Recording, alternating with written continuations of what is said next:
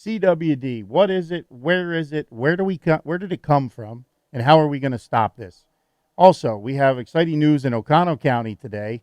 Our favorite predator has made an appearance, and can't wait to tell you about this.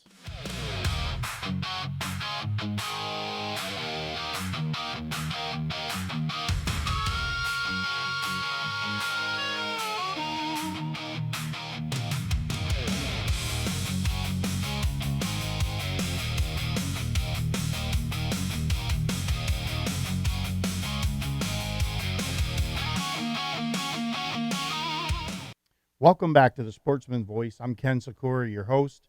Excited to have you guys back with us today. As we teased a little bit in the intro here, we're going to be talking about two of the most controversial topics that basically come up on a regular basis in the state of Wisconsin. Whether you're sitting in a bar, you're sitting at a sportsman club, shooting at a trap club, these are things everybody's talking about. And it's kind of crazy that as we started this show maybe an hour ago, I just happened to flip through Facebook and started to pick up on a little bit of story, did a little bit of quick background work on this. And obviously, I think a lot of our listeners are going to be familiar with the wolf issue. This is going back 20, 25 years now. It's grown into a bigger problem.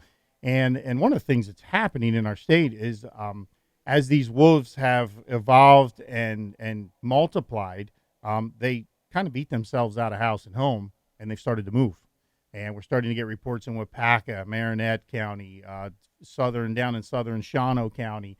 And today, the big news today is that we had a confirmed wolf kill.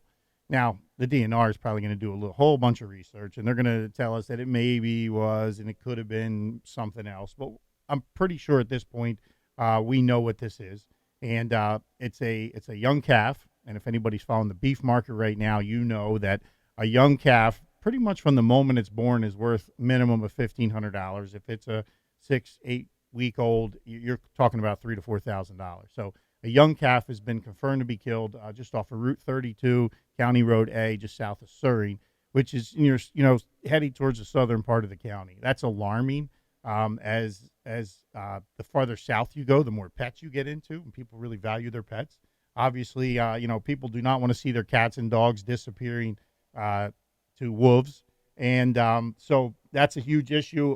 But more importantly, this is a huge area of agriculture and livestock. And I can tell you that, being a bar owner in the central part of the county, everybody has livestock. Everybody has cattle. And right now, for the first time in many years, they're making money on these cattle because they're worth something. And if we start having confirmed wolf kills, this will just set off a firestorm. Maybe it's a good thing, for those of us that are fighting this, that this could bring more attention to it. And here's the part that I think maybe even the anti-hunters could get a little irritated about, is that we're going to pay for it. This gets reimbursed. The state reimburses these guys. If it is proven that it is a wolf kill, they get reimbursed. So the reality of it is we have an animal that we really didn't want here that's not being properly controlled. There's no hunt. There's no actual proper method to measure to count these animals, and there's no plan on how to take care of them anyway. And now we're having them run rampant in the central part of our state. So this could be, we'll see how this story grows in the next week or two. Maybe we can get on a farmer that could tell us a little bit more about what's happening with this and how this is affecting them. But yeah, definitely some breaking news on that front there. And we hope in the next couple of weeks I'll have some of the Hunter Nation crew on here to talk about what they're doing to help us in this area, because they are the one organization that's actually very passionate about this. They've been fighting this fight for years, whether it's in Congress, whether it's here in Wisconsin. And this is a subject that will probably come up on this podcast quite a bit. So we'll have more news in the next week or two. But moving on to the CWD, one of the hot button issues in the state. I guess about 2 months ago, I hosted a Hunter Nation event up at Equity Hall in Marinette County, and we had a full house, well over 100 people there. And there was really three subjects, but there was two that caught the most attention. And actually, before I did this event, I talked to several politicians around the state, several outdoor advocacy groups about what they thought was going to be the hot button issue that day. And I was given different things, maybe CWD, the deer hunt numbers. There was several different things, fishing, um, and I think everyone that was there that day was shocked because there was two things people wanted to talk about: CWD and baiting. And I know both of them are controversial. I mean, all I got to do is put a post and say CWD and baiting in the same sentence on Facebook, and immediately it blows up. There'll be 400 comments. So with hunters and outdoorsmen, no matter what side of the aisle you're on, Republican or Democrat, there's a lot of issues, a lot of discussion around these issues. I have found that if you tend to go to the left side of the aisle, that group tends to think that the government's handling it, and then maybe it's they know what they're talking about. Trust the science crowd, that crowd. I personally am a little more to the right side of the aisle, maybe a lot more. But I also am one of those that wasn't a big advocate of how COVID was handled. And I equate the CWD issue to the COVID issue. This was something that a lot of us pretty much thought we knew what was going on, where it came from. We were lied to and told that we were wrong. CWD is very similar. Is it a big issue? This is what we're going to delve into, and I'm sure this is going to come up for many more episodes. But today we're going to open up and just talk about where did this come from. Specifically for me, I'll never forget, because I had been coming to Wisconsin for about 10 years, a little less than 10 years. Maybe it was 4 or 5 at that point. And loved coming here, loved the state, loved the deer hunting. We were so excited. And I'll be honest, coming as an out-of-stater, we would go up north. We hunted in the National Forest. And as you can see behind me, we've killed some big deer up there. We've had a lot of success on up in those areas. And it was a trip that I would wait all year to make. And I suddenly get a phone call from an individual that I had gotten to know out here, and he said, "Hey, we got some big problems in Wisconsin. We got CWD, and you're not going to be able to bait. You're not going to be able to hunt the way you like to hunt." And man, we had a meeting with the guys that usually come up here trying to say, what are we going to do? We go to Michigan. Do we keep coming to Wisconsin? And so that was, I'll never forget that, because my entire hunt, my entire 2-week trip, 3-week trip that I would make out here was disrupted. So that was 2002. And the first specimens were found somewhere southwest of Madison, and it was a whole new thing. I mean, Wisconsin, was known as the big buck state. This, you're talking 20 years ago now, over 20 years, and Wisconsin was known as the big buck state throughout the Midwest. Iowa was still kind of coming along. Missouri was a little bit of an unknown. And all of a sudden, the number one state in the country had CWD. And this, before that, it was Colorado, I think, predominantly that we heard of it at. So there was a lot of panic. I think, once again, I equate it back to COVID. Nobody really knew what to think. Was this going to wipe out our deer herd? We were being told that if we don't fix this right now, our deer herd's going to disappear. And there was really no science behind that. I mean, there hadn't been any evidence that deer had disappeared anywhere else. And as a matter of fact, a lot of hunters believe that, well, the insurance company wants deer removed anyway because there's too many. So it raised a lot of questions. Obviously, it was a gut. The state made a quick gut movement and said, hey, we're banning all baiting statewide. And I don't have the exact numbers in front of me of what it cost us, but it was in the millions of dollars it cost the state of Wisconsin in lack of sales for corn, apples, hunters that didn't come. I know in my group specifically, we had 8 to 10 guys who would come up here to bow hunt in November, and we dropped down to 4 immediately. 4 didn't come. They just said, hey, it's not worth it. We like to hunt a certain way, and if we can't do it, we're not going to come. So, you think in our group alone, that probably cost $5,000 to $6,000 to the town of Three Lakes, because we go out to eat, we spend gas, we rent a place. So it changed a lot. And at the same time, the state mandated that they were going to basically eradicate deer in the area where the CWD was found. That was their method of solving the problem. We're just going to kill every deer so that there's no more CWD. And as we know now, that was a total failure, just an absolute failure. One, like mice or a rat, a deer is almost impossible to wipe out. They're there. If it was easy, every guy would come home with deer. And as we know, the success ratio is probably around 20% of hunters rifle season to come home with a deer. So that was a total failure. And on top of it, we probably wiped out a large portion of our young buck, recruitment in those areas. We had people leave the sport because they were nervous about Well, maybe I shouldn't eat the meat. What if I eat a deer with CWD? There was a lot of misinformation floating around that. So what happened was the state legislature and the governor kind of went into panic mode and said, listen, we can't have the DNR do something that affects everything in the state on an economic basis like this. And so they convened and they came up with a bill that gave the DNR the ability to restrict baiting county by county. So if you found it in a county, you could restrict it in that county. Then they kind of did something which I would consider to be kind of stupid at the time. I still think it is, which is they gave them the ability to then say if it's within X miles of a county line, every county adjacent to that can also be restricted. So you go into a 3-year restriction on baiting, and then as long as you didn't find any more deer with CWD, then you could continue to bait 3 years later. And I myself personally believe this was gave the DNR the ability to do what they wanted to do anyway. And they can just test deer and I don't know, how do we know what they find, where they find it, what it is. So what happened was the statewide ban was lifted, and we went to this county by county, and I believe we're at this point we only have 3 counties left in the state where you can bait. So the DNR has effectively done the same thing through legislative methods. And this, I kind of find it very sneaky. I mean, they put dumpsters out, you dump your deer, people dump their carcass in a dumpster, they test it, and then they come back and tell us that, they found CWD in a dumpster in Oconto. I mean, I don't know. Does anybody really believe that? I think a lot of hunters are like me. We're very skeptical. Do I trust government entirely? Definitely not. So do I trust them that they're going to tell? How do they even tell what dumpster from here, what dumpster from there? Do we really know the procedures for what they're doing?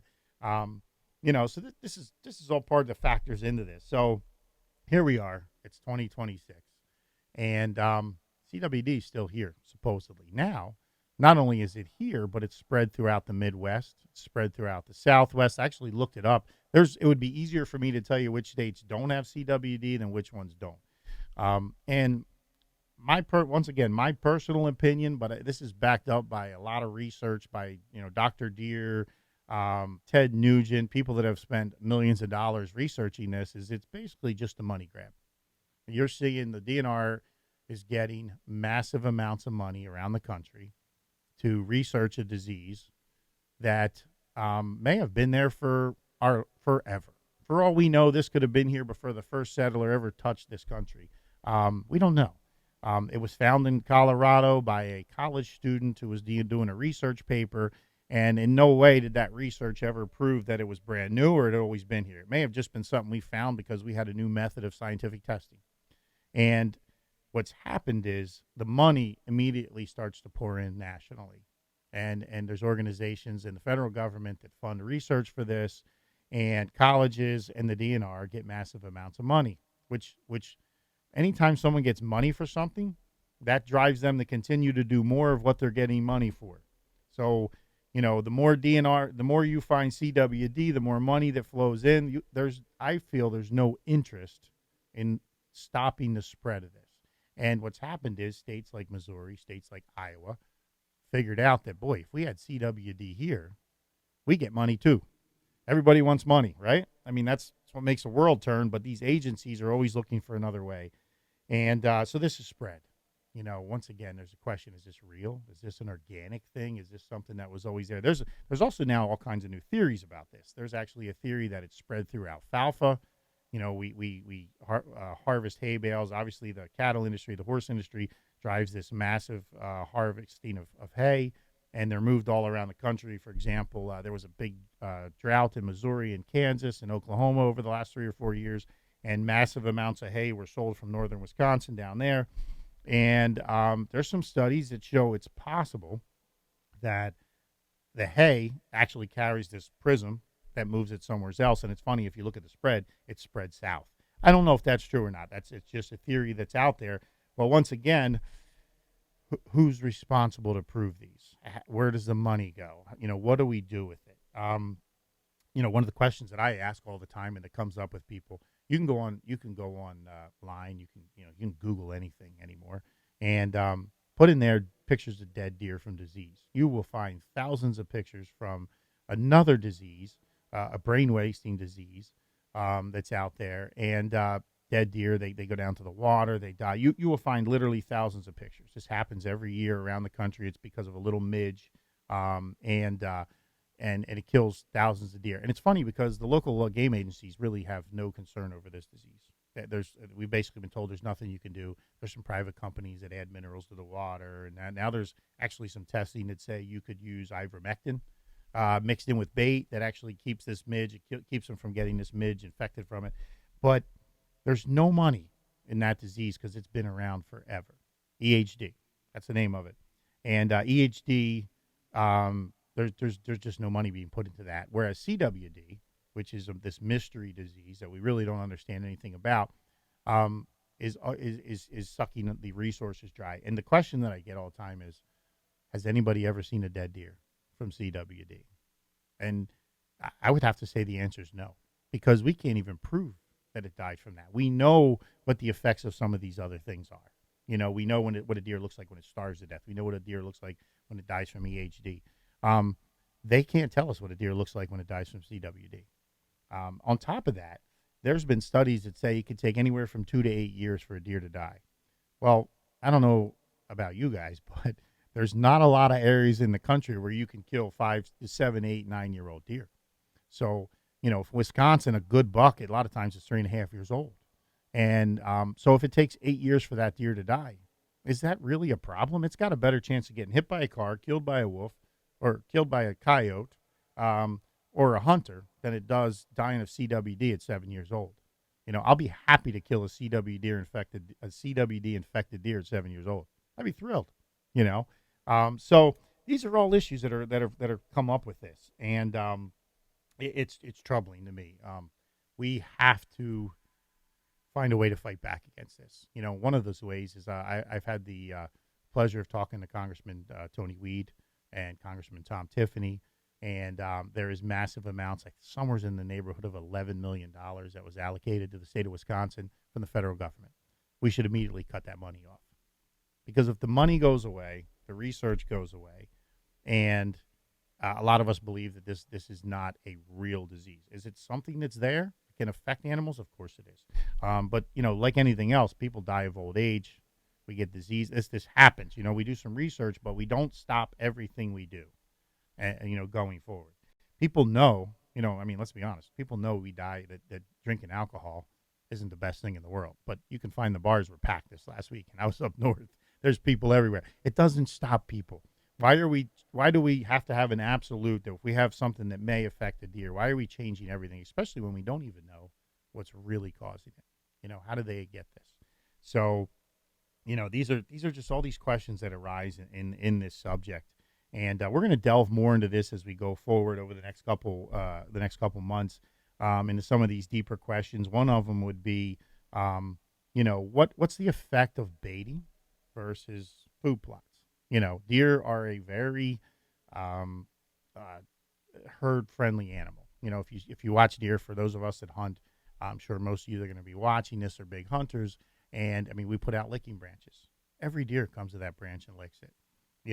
You see them in fields. They come out almost every time a new deer enters a field. Every other deer goes there and checks it out. There's a lot of curiosity. They watch, and they're constantly moving amongst each other, touching each other. Obviously, the rut's a whole nother situation with interaction between does and bucks. So, we're being told that, we can't bait because this increases contact. And this was the second part of what was probably the hottest subject at our Hunter Nation events that we've done so far, was the issue of baiting. And it's a hot topic because there's some people that are dead set against it, that will tell you it's not fair, it's not the right way to do it. On the other hand, if you have young children, there's no better way to get a young child into sport than putting them out on some bait, because they're going to see animals. You want your kids to sit out there and have fun and want to be attracted. If you put them in the field for 10 hours, and they don't see a deer, probably not going to be too excited about going out tomorrow, especially if it's cold and they froze to death or it was hot and the mosquitoes, But when they see a deer, I can tell you, for those of us that have taken juniors out hunting, I have 2 young girls, there's no greater excitement than when you say just that one word, deer. It's even more exciting when you say buck or big buck, but just the word deer. gets the heart pumping, gets a kid excited. And so, that's one of the issues when it comes to baiting. I think that a lot of the conversation that we had revolved around the issue of private property and being able to do what we want to do. And when we talk about the DNR and baiting, the fact that you don't have the right to hunt the way you want on your property. Now, it's different if, hey, you're out there spotlighting, you're shooting across a road, you're hunting at night. These are things that we've basically said are unethical, maybe not safe in our neighborhood. There's reasons behind some of this that we do. There's reasons why we set a time limit on when we can kill a deer. Obviously, if you can't see anything but a shadow, you shouldn't shoot. But when it comes to the issue of what someone can do in their own land, the fact that a DNR agent can walk on your property at any time because he thinks he sees you sitting in a stand 200 yards across the field, and he decides, I'm going to walk over there and see if that poor guy's baiting. And it's led to a lot of controversy. And this was one of the subjects that was talked about.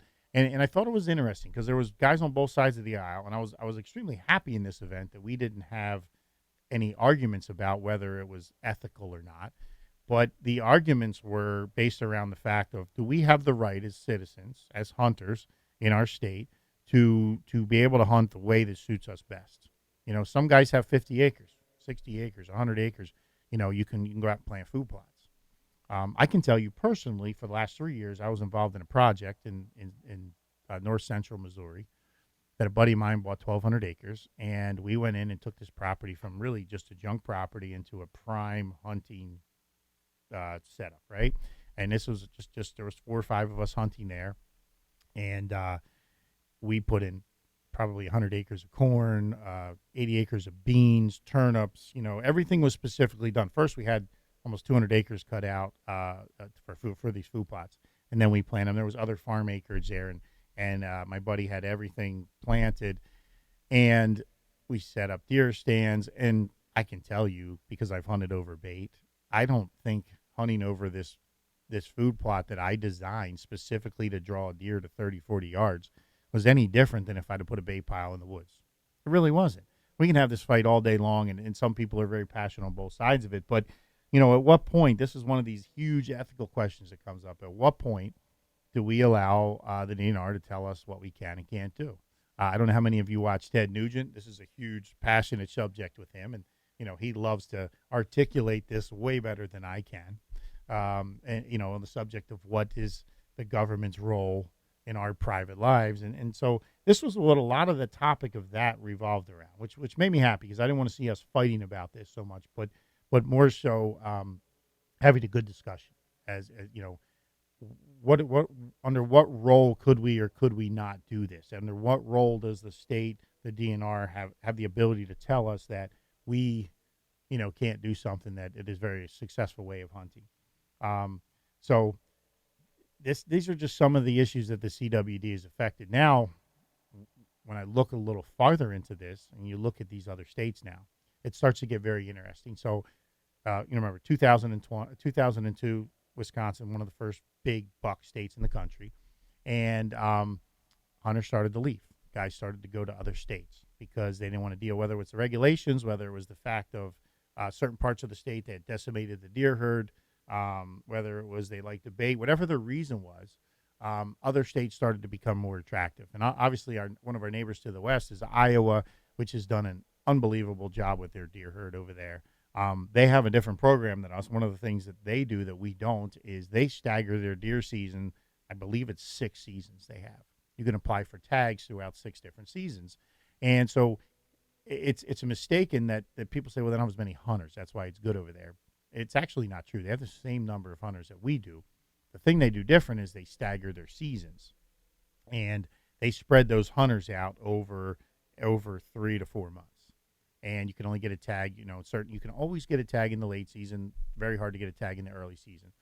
So this became a very popular state to go to. It's not cheap. I think you're going to spend $500 to $600 for a tag. And so as guys started leaving our state, they trickled into Iowa. Of course, Illinois below us, another state that's extremely expensive. It was a hotbed for deer hunting in the mid 2000s. Everybody wanted to go there. I can't think of the county. There's a couple counties in that state which is off the chart. And then that kind of led to, immediately prices went up. So anytime people leave one state to go hunt in another state, you see prices in that area start to rise. So, license prices in Illinois went up. The next state that was looked at was Missouri. And as I just stated, I spent quite a bit of time there over the last 4 years, and I would tell you that it was an unbelievable place to hunt. And the deer sightings, the bucks, it just produces massive numbers of deer. And they don't have the big apex predators like we have. They don't have wolves. They don't have bears. So the hunting's incredible. But what's happened now is CWD has started to trickle down south. So now it's in Iowa. It's in Illinois. It's in Missouri. And you're seeing massive changes in those states now. They're talking about out-of-state hunters only allowed to kill one buck. They've started a big kill of deer there. Very controversial. So bringing it back to Wisconsin, we are now in a position where if we can fix this, we can go back to what we were. And that's kind of the whole point of the show. That was the whole premise of me starting this is I came here because it was one of the best states in the country. I've enjoyed the success we've had here with my daughters, with my wife, with friends and family, and I've watched it slowly erode. And people go other places, and the DNR, tear down some of our traditions. I mean, we don't have those great traditions of checking deer in at the local station. They've taken that away. You just go through some of the things that have disappeared, and it's kind of sad. But we now have a chance to reclaim this, and we have a chance to get back, because the other states are now dealing with same states, some of the same things we dealt with, and their fights are, Michigan's got similar issues. Baiting over there, CWD, so Missouri, Iowa.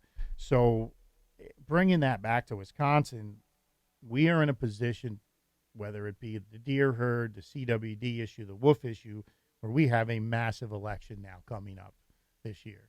And we're going to have a chance to elect politicians that are going to help us fix some of these issues, that are going to look and care about the things we want. And this is why I think this is so important. What we're trying to do, tying these two issues together.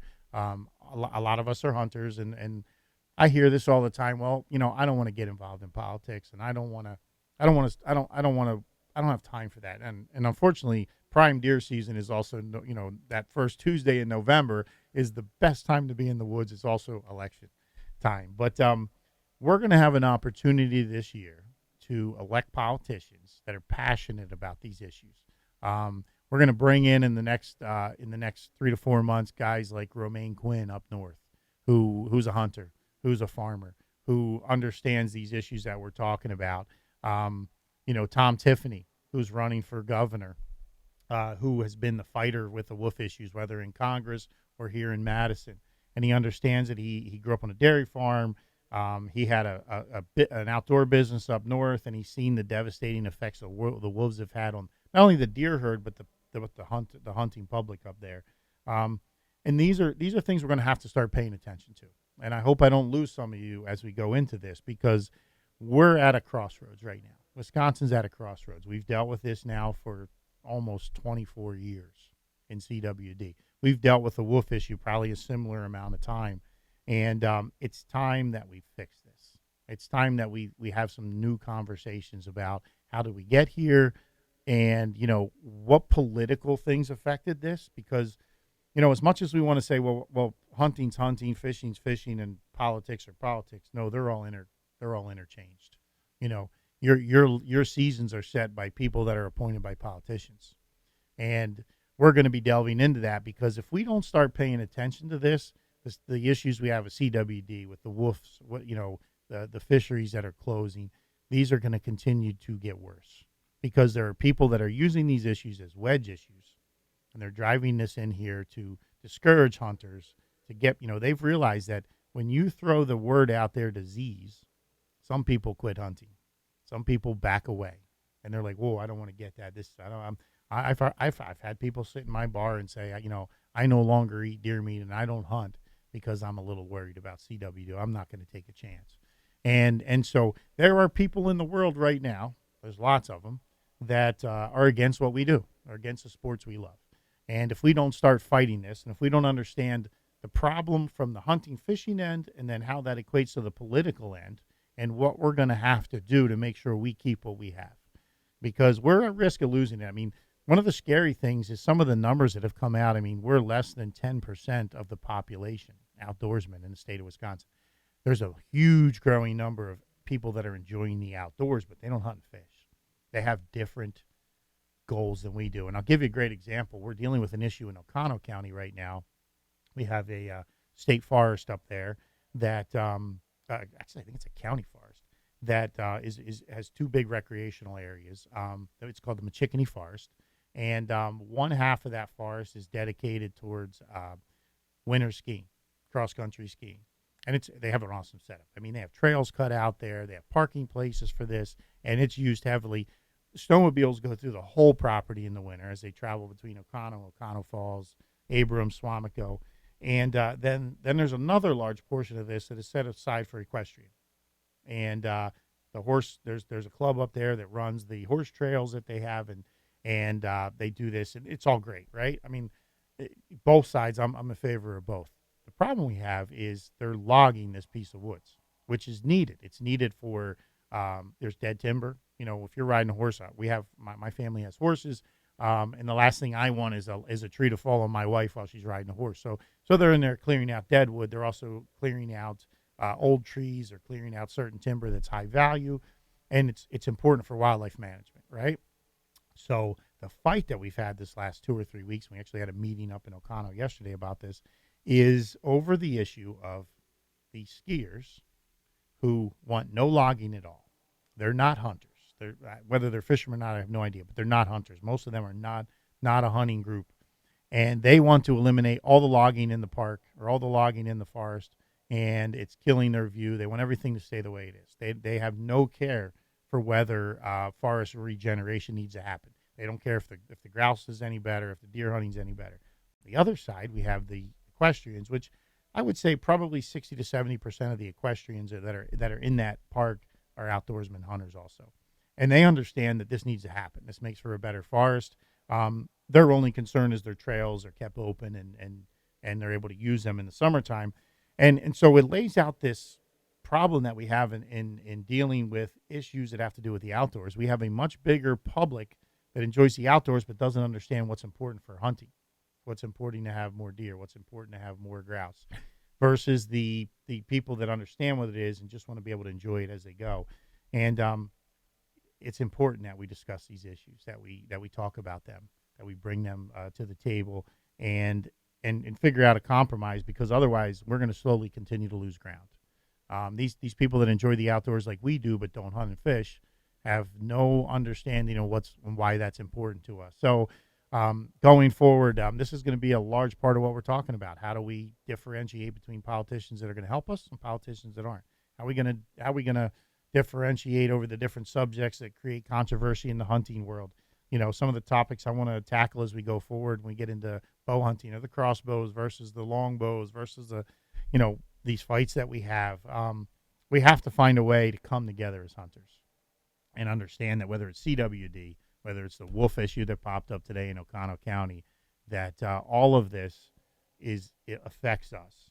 And we're going to have to find ways to work through this. We're going to have to find ways to talk about this. We're going to have to find ways to find politicians that can help us in this and make sure that we understand the political end of it and who's actually talking about it and who's actually getting something done. So I hope we brought a little light to that subject today. I look forward to talking to you next week. Coming to you from the Sportsman Voice, my name is Ken Sikora, keeping you on target.